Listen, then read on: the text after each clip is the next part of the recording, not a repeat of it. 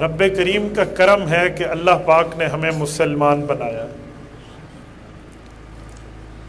یہ بات طے ہے کہ اگر اللہ نہ چاہتے ہم مسلمان نہیں رہ سکتے تھے.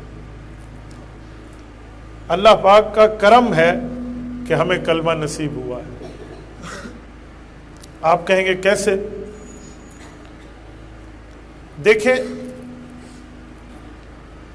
انسان کو رب نے دنیا میں ایک محدود اختیار دیا ہے.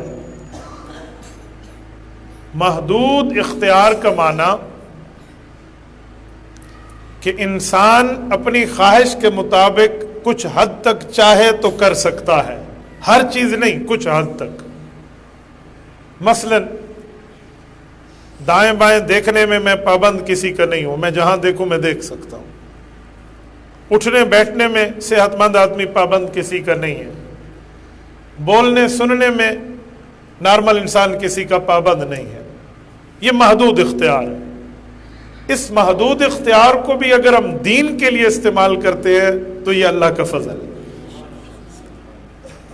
لوگ دیکھنے میں بھی غلط کاری کر جائیں، سننے میں بھی کر جائیں، بولنے میں بھی کر جائیں، لیکن ایک مسلمان سننے، دیکھنے، بولنے کی قوت کو غلط جگہ پہ نہ لگائے تو اسے اللہ کا کرم کہتے ہیں.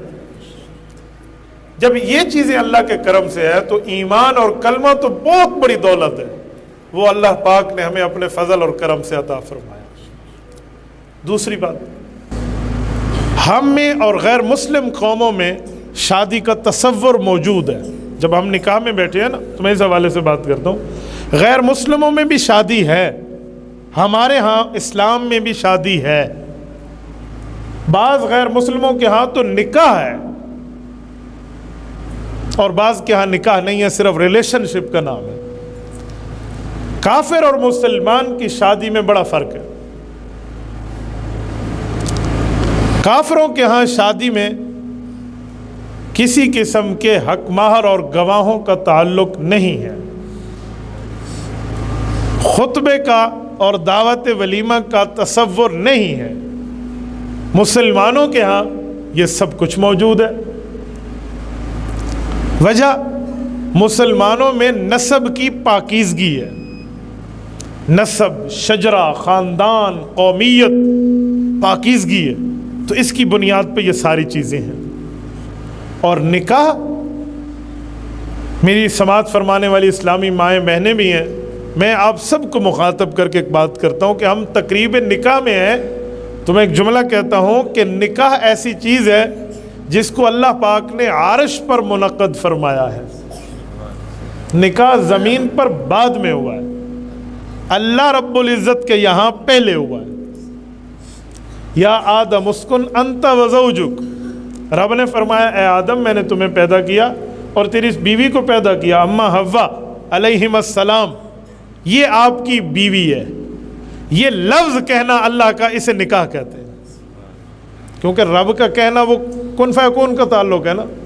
تو جب یہ نکاح وہاں منعقد ہوا تو اس کا مطلب کہ جب تک یہ نکاح کی ترتیب اس معاشرے میں رہے گی تو انسانیت رہے گی، اور اگر نکاح کا تصور ختم ہو جائے گا تو پھر کائنات سے انسانیت کو مٹا دیا جائے گا.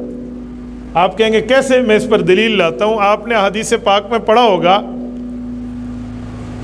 کہ لا تقوم الساعہ حتی یقال فی الارض اللہ اللہ. صحیح مسلم کی روایت حضرت ابو ہریرہ رضی اللہ تعالیٰ عنہ ارشاد فرماتے ہیں کہ رسالت مآب صلی اللہ علیہ وسلم نے فرمایا کہ اس وقت تک قیامت قائم نہیں ہوگی جب تک زمین میں اللہ اللہ کہنے والے موجود ہوں گے. یعنی اسلام موجود ہوگا، ایمان موجود ہوگا، قرآن اور دین اور شریعت موجود رہے گی تو قیامت نہیں آئے گی. قیامت کب آئے گی؟ جب اسلام مٹ جائے گا، ایمان اٹھ جائے گا، قرآن کے الفاظ القاء ہو جائیں گے، تب قیامت آئے گی. مجھے بتائیں جب اسلام ختم ہو جائے، جب ایمان اٹھ جائے، جب شریعت اٹھ جائے، مسلمان کیا رہے گا؟ تو اسلام ختم ہو گیا نا. اب قیامت آ رہی ہے تو قیامت کفار پہ آئے گی. مسلمانوں کے ہاں نکاح چلتا رہے گا. جب مسلمان ختم تو اسلامی نکاح ختم، اسلامی نکاح ختم تو کائنات ختم. اس سے سمجھ آیا کہ کائنات بنی بھی نکاح کی وجہ سے ہے اور بچی بھی نکاح کی وجہ سے ہے۔ اب یہ کائنات کے خاتمے کی طرف اشارہ ہے اگر ہم نکاح کے علاوہ کوئی راستہ تلاش کریں۔